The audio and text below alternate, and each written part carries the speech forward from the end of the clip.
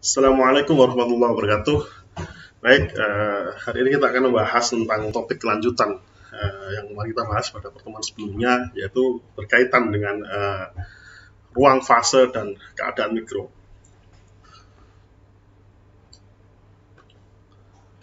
Bagaimana kita jelaskan pada pertemuan sebelumnya bahwa posisi mekanika statistik dalam hal ini adalah sebagai penghubung atau jembatan yang menghubungkan antara variabel-variabel mekanik, variabel-variabel mikroskopik dengan variabel-variabel makroskopik atau thermodynamic.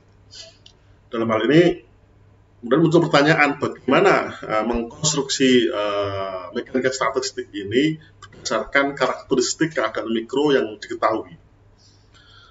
Nah, untuk itu kita perlu membahas tentang ruang fase dan keadaan mikro secara lebih spesifik.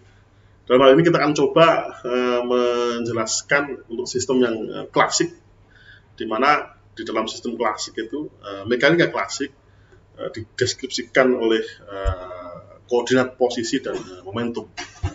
Jadi kinematikanya itu dideskripsikan oleh posisi dan momentum. Nah, ketika saya memiliki n buah partikel dalam ruang 3 dimensi, maka kita akan memiliki n buah set himpunan koordinat dan momentum GI dan PI dengan I dari 1 sampai 3N. Nah, kita bisa bayangkan dengan banyaknya jumlah partikel itu, maka kita akan memiliki sekumpulan titik-titik yang merupakan titik-titik koordinat dan momentum ya di dalam ruang 3 dimensi itu. Sehingga kalau kita total, kalau saya punya n partikel, maka saya akan memiliki 6n dimensi ya. Jadi 3 dimensi untuk posisi dikalikan dengan n partikel, 3 dimensi untuk momentum dikalikan dengan n partikel, sehingga ada 6n dimensi. Nah, bila terdapat d dimensi, maka akan terdapat dn buah set variabel tadi, posisi dan momentum.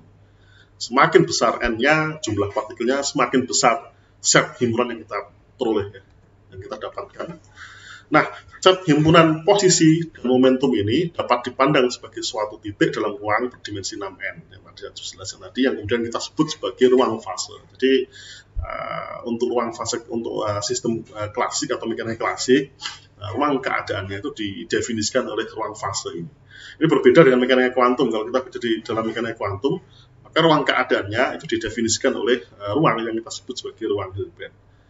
Nah, ini yang menarik dari yang membedakan antara mekanika klasik dan mekanika kuantum. Nah, satu titik tertentu di dalam ruang fase itu akan terkait dengan satu keadaan mikro. Jadi satu titik tertentu dalam ruang fase akan terkait dengan satu keadaan mikro yang menggambarkan keadaan gerak seluruh bagian atau keseluruhan n partikel dalam sistem itu. Nah, ini yang akan kita kaitkan nanti keadaan mikro ini dengan besaran-besaran makroskopik melalui suatu penghubung yang nanti kita akan turunkan. Penghubungnya itu nanti berupa entropi, kita akan jelaskan di depan nanti ya. Oke. Nah, di dalam mekanika klasik, dinamika partikel itu dapat digambarkan oleh persamaan gerak Hamilton. Q dot itu sama dengan dH per dPi, dan PI dot sama dengan minus dH per dKi. Ini persamaan gerak ini kalau Anda lihat di mekanika, ini sebenarnya setara atau ekuivalen dengan hukum 2 Newton. Jadi F sama dengan M kali A ya. Jadi ini setara sesungguhnya, sama. Hanya ini dalam bentuk persamaan Hamilton. Jadi H di sini adalah Hamiltonian. Nah, jika bentuk Hamiltonian H ini diketahui, maka lintasan ruang fasenya juga bisa diketahui dengan pasti. Artinya apa? Mekanika klasik itu adalah mekanika di mana peluang untuk mengetahui informasi fisik dari sistem itu bisa diketahui secara pasti, bisa kita trace back secara pasti. Kalau kondisi pada saat tertentu itu diketahui, maka pada saat yang lain itu bisa diketahui dengan secara pasti. Ini berbeda dengan mekanika kuantum. Kalau mekanika kuantum, kondisi atau keadaan pada saat T yang lain, T1 dengan T yang lain itu tidak bisa ditentukan secara pasti, sifatnya probabilistik, bergantung pada kondisi dari sistem itu.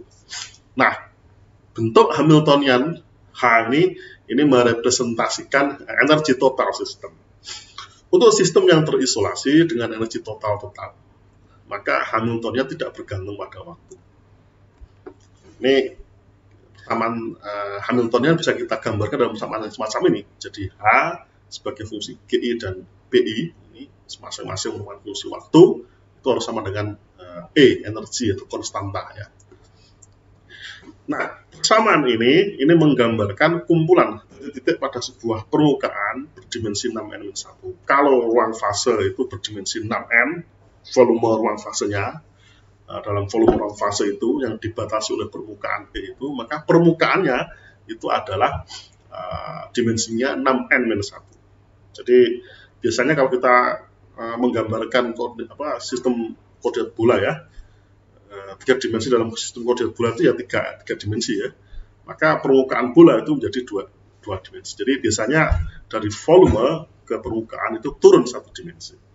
Ini analog dengan yang sistem 3 dimensi. Oke. Nah, jika terdapat besaran fisis lain, misalkan A, maka secara umum selalu dapat dinyatakan sebagai fungsi titik ruang fase semacam ini. Jadi A itu sebagai fungsi G dan P. Contoh, energi kinetik. Energi kinetik itu kan persamaannya kan T besar ya, itu sama dengan P kuadrat per 2M. Jadi T itu bisa dinyatakan dalam bentuk fungsi momentum. Jadi A ini sembarang ya, mewakili besaran fisika sembarang. Nah, dinamika besaran fisis A ini dapat dinyatakan dalam bentuk persamaan semacam ini dengan mengambil ini ya, derivatif dari A ini, maka saya ketemu persamaan dA sama dengan dA parsial A ditambah dA per do GI delta Q ditambah dA per do BI delta P. Lalu kalau kita turunkan pada waktu, maka yang delta Q menjadi delta Q per dt, delta P per dt yang P-nya, maka akan menjadi Q dot dan P dot semacam ini. Lalu dengan menggunakan persamaan Hamilton yang tadi, persamaan gerak Hamilton yang tadi yang ini, maka kita bisa menuliskan ke sini untuk Q dot dan P dot tadi, maka kita akhirnya menghasilkan persamaan yang semacam ini. Jadi dA per dt sama dengan dA per dt yang parsialnya plus sigma I bentuk yang semacam ini, yang paling belakang ini. Nah, ini bisa kita tuliskan lebih sederhana dengan menggunakan kurung semacam ini, kurung A, H, yang selanjutnya kita sebut sebagai kurung puasa. Jadi turunan A terhadap T total ini sama dengan turunan parsial A terhadap waktu ditambah dengan kurung Poisson antara A dengan Hamiltonnya. Artinya apa? Kita bisa mengevaluasi ini kalau kita tahu bentuk Hamiltonnya dari sistem. Oke, sekarang kita coba. Bila A itu sama dengan Hamiltonian, untuk ini A sama dengan Hamiltonian, kita substitusi A sama dengan Hamiltonian, maka A, H ini haruslah sama dengan H, ini sama dengan 0 ya. Maka dH per dt itu haruslah sama dengan 0, yang berarti adalah H itu konstan. Jadi kalau A itu sama dengan H, maka dia konstan ya. Namanya Hamiltoniannya konstan. Bentuk besaran fisis itu adalah konstan. Oke. Nah, contoh misalkan kita punya sebuah partikel yang bergerak dalam pengaruh potensial osilator harmonis yang bisa kita nyatakan dalam bentuk Hamiltonian semacam ini. Maka kita bisa menggambarkan bentuk permukaan energi. Nanti kalau kita ambil misalkan H itu adalah konstan E, nilainya E, dan H itu sama dengan E plus delta E, maka menggunakan bentuk eksplisit dari Hamiltonian yang sama dengan E atau E plus delta E itu, kita bisa menuliskan dalam bentuk persamaan elips semacam ini ya. Jadi P kuadrat per 2N plus setengah kg kuadrat sama dengan E. Ini kalau E-nya saya pindah ke sini, ini sama dengan 1, maka saya ketemu persamaan elips ya. Nah, untuk batas E dan E plus delta E ini bisa digambarkan dalam bentuk gambar semacam ini. Jadi bagian dalam ini adalah permukaan energi yang E, bagian luar ini adalah permukaan energi yang E plus delta E. Nah, ini bisa kita bayangkan bahwa ternyata untuk potensial osilator harmonis, bentuk ruang fasenya itu digambarkan oleh persamaan lintasan yang berbentuk elips semacam ini. Dengan jari-jari mayor dan minornya didefinisikan oleh persamaan di bawah ini. Nanti kalau saya punya kasus lain, ya mungkin bentuknya lain. Jadi bergantung pada bentuk eksplisit Hamiltonnya. Oke. Nah, ruang fase yang tadi kita bahas itu dapat dibagi menjadi elemen-elemen volume ya. Sama, kalau saya punya ruang 3 dimensi maka saya bisa mendefinisikan volume 3 dimensi, sama ya. Maka elemennya itu bisa kita definisikan sebagai D3NQ, D3NP. Nah, tadi kita punya N3N dimensi di arah untuk koordinat Q dan 3N dimensi untuk P ya, momentum. Nah, kalau kita simbolkan ruang fase itu omega kecil, maka elemen volume ruang fase itu adalah D omega, itu sama dengan D3NQ, D3NP. Jadi elemennya ini ya. Lalu volume ruang fase antara E dan E plus delta E, itu kita simbolkan yang tadi ya, gambar tadi yang elips tadi itu, antara E dan E plus delta E, itu adalah delta omega, yang sama dengan integral Hamiltonian, batasnya Hamiltonian antara E dengan E plus delta E, dQ dP, atau kalau bentuknya 3N ya D3NQ, D3NP, atau ini sesungguhnya sama dengan integral batasnya antara H antara E dan E plus delta E, itu sama dengan D omega. Nah, selanjutnya kita juga bisa mendefinisikan permukaan. Kalau tadi volume ruang fase, sekarang permukaan yang dimensinya turun. Kalau tadi volume ruang fase itu 6N, maka kalau permukaan dimensinya turun menjadi 6N-1. Yang membatasi volume tadi, volume ruang fase tadi, itu kita simbolkan dengan sigma. Maka sigma itu bisa kita tulis dalam bentuk integral semacamnya, analog dengan yang volume ya. Kalau volume itu integral D omega, kalau sigma integral D sigma. Catatan di sini bahwa kalau volume itu batasnya antara E dan E plus delta E, Hamiltoniannya. Tapi kalau sigma itu adalah E sama dengan H, jadi tepat di permukaan energi. Makanya dimensinya turun menjadi 6N-1 tadi. Oke. Nah, ini sebagai catatan, istilah permukaan ya, di sini ya, permukaan energi di sini, ini harus dimaknai sebagai sesuatu yang membatasi volume berdimensi tertentu. Dimensi dari permukaan pembatas volume adalah satu dimensi di bawah dimensi volume yang dibatasnya. Contoh tadi, kalau saya punya 3 dimensi, volumenya ada 3 dimensi ya, dalam 3 dimensi. Maka kalau saya definisikan permukaan, maka permukaan itu adalah dimensinya 2. Jadi permukaan itu adalah dimensinya adalah turun 1 dimensi dari dimensi volumenya. Ini analog dengan kasus yang 3 dimensi. Oke. Sekarang setelah kita bisa mendefinisikan volume ruang fase dan permukaan ruang fase, maka selanjutnya kita harus mengetahui jumlah keadaan mikro. Karena keadaan mikro itu tadi didefinisikan pada satu titik ya. Satu titik di dalam ruang fase itu akan menggambarkan satu keadaan mikro. Maka keadaan mikro ini bisa kita definisikan di dalam permukaan ruang fase tadi. Nah, tinjau sebuah sistem yang terisolasi dengan variabel mikroskopik E, V, dan N, ini variabel makroskopiknya E, V, dan N ya, ini sistem yang terisolasi. Maka volume wadah sistem ini membatasi kemungkinan nilai koordinat posisi partikelnya ya, volume wadahnya. Di koordinat posisi partikelnya itu dibatasi oleh volume tadi. Karena dengan diberikan nilai energi total, maka hanya titik ruang fase pada permukaan energi saja yang diperbolehkan. Nah, ini yang benar ya.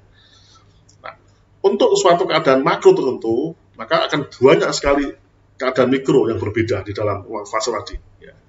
Jadi kalau saya punya keadaan makro tertentu, katakanlah kondisi tertentu makro, maka di dalam sistem keadaan mikronya itu dikarakterisasi oleh sekian banyak jumlah keadaan mikro.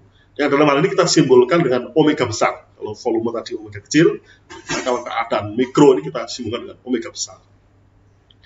Nah, sekarang karena setiap titik pada permukaan energi itu terkait dengan suatu keadaan mikro tadi yang saya jelaskan di awal tadi, setiap titik di permukaan energi itu akan terkait dengan satu keadaan mikro. Satu titik itu terkait dengan satu keadaan mikro. Maka dapat diasumsikan bahwa ukuran jumlah keadaan mikro tadi itu dapat dinyatakan dalam bentuk luasan. Jadi semakin luas permukaan energinya, semakin besar keadaan mikronya. Artinya apa? Keadaan mikro ini itu sebanding dengan permukaan energinya. Atau dalam matematis bisa kita tuliskan omega itu sebanding dengan sigma. Kalau kita buat sama dengan, itu harus dikalikan dengan konstanta kesebandingan.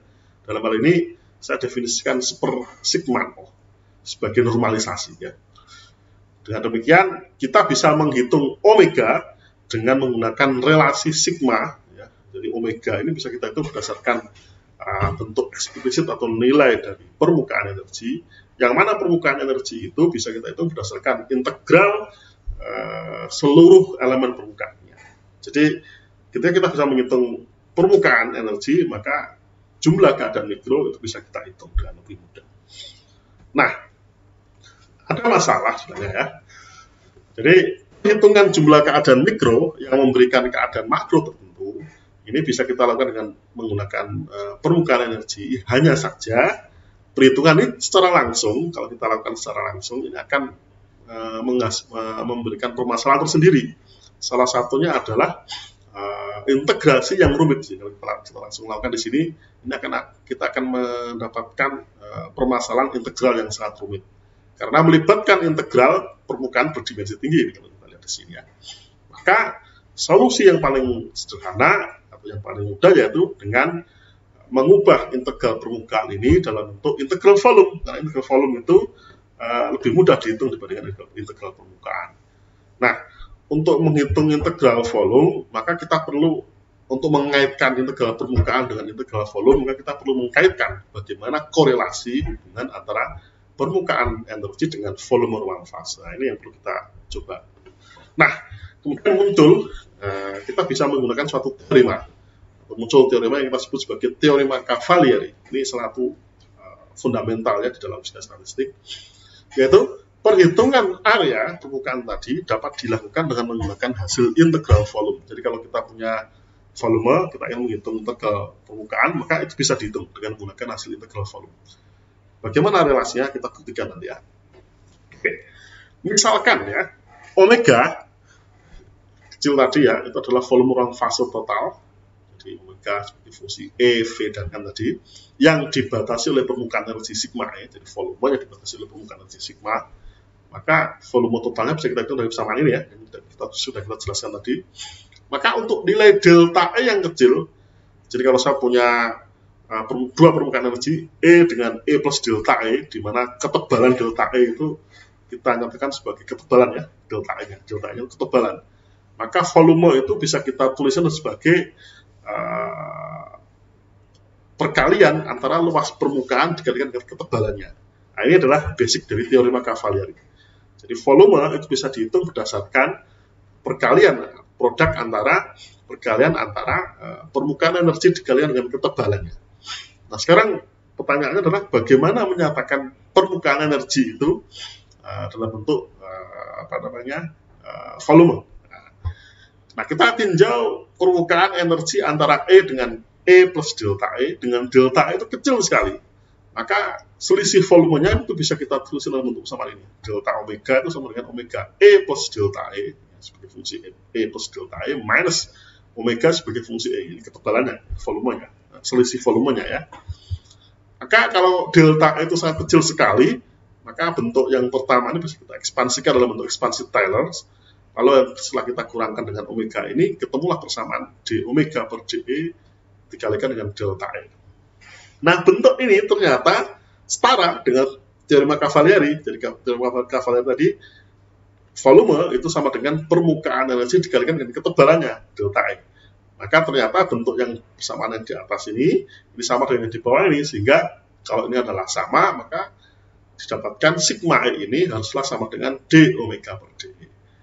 Oke ya, jadi kita clear, kita sekarang sudah dapatkan bentuk sigma E sebagai yang bisa dihitung berdasarkan nilai d omega, nilai omega melalui persamaan sigma E sama dengan d omega per dE ini. Kalau omega diketahui berdasarkan integrasi volume semacam ini, maka sigma E bisa diketahui sehingga kita bisa menghitung jumlah keadaan itu. Simpel ya. Nah, sekarang bagaimana koneksi jumlah keadaan mikro dengan besaran makroskopik? Ini penting, karena harus kita koneksikan. Karena kita ingin besaran yang terukur dalam laboratorium itu adalah besaran makroskopik. Nah, kita ingin mencoba mengetahui bagaimana pengukuran besaran makroskopik, hasil yang didapatkan dari hasil pengukuran besaran makroskopik ini bisa kita jelaskan dengan melihat karakteristik kondisi mikroskopiknya. Ini yang goal kita ya di situ. Nah, sekarang kita tinjau sistem yang terisolasi yang terdiri dari dua subsistem seperti gambar semacam ini ya. Jadi saya punya sistem yang terisolasi yang saya bagi dua, yang satu energinya E1, volumenya V1, jumlah partikelnya N1, yang kedua adalah energinya E2, volumenya V2 dan jumlah partikelnya adalah N2. Maka total sistem ini yang terisolasi maka tetap ya. Total energinya sama dengan E, itu sama dengan E1 plus E2. N sama dengan N1 plus N2, V sama dengan V1 plus V2, dan ini semuanya konstan tetap. Maka derivatifnya bisa kita tuliskan semacam ini. Bila dianggap kedua subsistem ini saling independen secara statistik, jadi tidak saling bergantung, dia saling bebas ya, maka keadaan mikrosistem total, jumlah keadaan mikro kedua sistem total ya, gabungan dari kedua sistem itu adalah semua gabungan kemungkinan dari keadaan-keadaan mikro kedua subsistem. Nah, ini kalau kita menggunakan definisi peluang untuk mendapatkan sistem di sini dan di sini totalnya itu adalah produk ya, sama perkalian dari peluang di sistem 1 dan di sistem yang 2. Ini kalau di statistik. Maka ini sama, maka omega itu bisa kita nyatakan sebagai produk. Jadi omega 1 dikalikan dengan omega 2. Jadi jumlah keadaan mikro total itu sama dengan jumlah keadaan mikro 1 dikalikan dengan jumlah keadaan mikro yang kedua. Sehingga dalam keadaan setimbang termodinamis, keadaan makro yang paling memungkinkan adalah keadaan dengan jumlah keadaan mikro yang paling besar. Jadi pada keadaan setimbang termodinamis, keadaan makro yang paling mungkin itu bisa diperoleh jika kita memiliki keadaan mikro yang paling besar. Ya. Sehingga kalau saya ambil omega tadi sama dengan omega maksimum, maka harus ini diperoleh jika saya punya syarat D omega sama dengan 0. Jadi kalau kita ambil turunannya sama dengan 0, maka dia adalah maksimum. Maka dengan menggunakan persamaan omega yang tadi kita produk dari omega 1 dan omega 2 tadi, ini bisa kita ambil turunannya, derivatifnya itu sama dengan omega 2 D omega 1 plus omega 1 D omega 2 ini ya, sama di bawah ini. Kalau kita ambil lennya, kalau semuanya saya bagi dengan omega total, maka saya punya D omega per omega ya, sama dengan D omega 1 per omega 1 plus D omega 2 per omega 2. Ini kalau saya bagi dengan D omega ya, saya bagi dengan omega. Yang mana omega tadi, omega 1 kali omega 2 tadi ya. Artinya kalau saya bawa dalam bentuk len, saya punya D len omega, itu sama dengan D len omega 1 plus D len omega 2. Bentuknya semacam ini. Nah, bentuk ini ternyata memenuhi kondisi tadi. Ini akan maksimum pada keadaan kesetimbangan termodinamik ya. Ini akan maksimum, jadi jika D len omega sama dengan 0, sehingga kita dapatkan len omega ini maksimum. Jadi ini dipenuhi syarat tadi ya. Nah, sekarang ini adalah kondisi makroskopik, karakteristik makroskopik. Bagaimana dengan kondisi ini? Tadi ini adalah kondisi mikroskopik. Nah, bagaimana kondisi makroskopiknya? Jadi ini karakteristik mikroskopiknya. Nah, untuk mengkoneksikan dengan keadaan makroskopik, maka kita coba mencari besaran makroskopik yang yang bisa kita kaitkan dengan tadi sistem yang terisolasi tadi, dua sistem yang terisolasi. Nah, dari sisi termodinamika, bila energi sistem yang terisolasi yang diidentikan dengan energi E, maka entropi itu bisa diberikan oleh persamaan untuk dua sistem tadi ya, dua sistem yang tadi ini E1 dua sistem yang terisolasi tadi, yang sistem pertama dan yang kedua ini, maka saya bisa hitung total entropinya berdasarkan kondisi ini. Sehingga S, total entropinya itu sama dengan S1 ditambah dengan S2. Ini sama dengan ya. Kalau kita ambil derivatifnya, ds sama dengan ds1 plus ds2, maka ternyata bentuk ini itu memenuhi syarat tadi, kesetimbangan termodinamis, bahwa derivatifnya akan sama. Ketika derivatifnya itu sama dengan 0, maka S-nya ini maksimum. Sehingga, kalau kita lihat dari persamaan ini, kalau kita bandingkan dengan yang di mikroskopik, ya, ini kan makroskopik, kalau kita bandingkan di mikroskopik, kita punya persamaan ini. Ini ternyata analog, ya, sama, mirip ya. Ini D len omega, yang sama-sama menghasilkan syarat tadi, kesetimbangan termodinamis tadi. D len omega sama dengan D len omega 1 plus D len omega 2. Ini analog atau setara dengan S sama dengan D1 plus D2. Nah, ini karena dia sebanding, ya, maka saya bisa kaitkan entropi, itu bisa kita kaitkan dengan jumlah keadaan itu tadi. Yaitu sama dengan S itu adalah sebanding dengan len omega. Ya, kalau kita kaitkan persamaan ini dengan persamaan yang di sini ya, sehingga S itu sama dengan K len omega. dengan K ini adalah konstanta kesebandingan. Jadi S itu sebanding dengan ln omega dengan konstanta kesebandingan K. Jadi ini adalah persamaan sentral yang menghubungkan kondisi karakteristik mikroskopik dengan yang makroskopik. Dalam hal ini adalah jumlah keadaan mikro dengan entropi. Ya, jadi kalau kita sudah tahu bentuk ini, maka mudah sekali untuk menentukan atau menghitung karakteristik besaran makroskopik. Kalau kita sudah ketemu omeganya, maka selesai. Nah, dari entropi ini kita bisa menghitung semua besaran fisika yang lain, besaran termodinamika makroskopik yang lain. Dalam bentuk selama ini misalkan ya, kalau kita ingin menghitung suhu misalkan, maka per T itu sama dengan dS per dE. Dengan menghitung turunan parsial S terhadap E. Dan seterusnya ini, P per T sama dengan dS per dV. Minus mu per T sama dengan dS per dV. Jadi ini contoh-contoh besaran lain yang bisa kita hitung. Temperatur, kemudian tekanan, potensial kimia yang bisa kita hitung berdasarkan bentuk eksplisit dari entropi. Di mana bentuk eksplisit dari entropi tadi kita tentukan berdasarkan jumlah keadaan mikro. Nah, ini koneksinya menjadi lebih simpel, sederhana. Nah, kalau kita lihat, maka kita bisa membuat semacam alur perhitungan bagaimana menentukan besaran makroskopik berdasarkan bentuk eksplisit karakteristik dari model mikroskopik yang dalam hal ini dicirikan oleh bentuk Hamiltonian H. Nah, dari Hamiltonian ini kita bisa menghitung volume ruang fase semacam ini. Lalu dari volume ruang fase kita bisa menghitung permukaan ruang fase. Permukaan ruang fase kita bisa menghitung jumlah keadaan mikro dari persamaan ini. Dari bentuk eksplisit jumlah keadaan mikro, maka kita akan bisa menghitung entropi ya berdasarkan relasi ini. Lalu semua besaran makroskopik bisa kita hitung dengan lebih mudah. Oke, saya kira itu untuk pertemuan hari ini.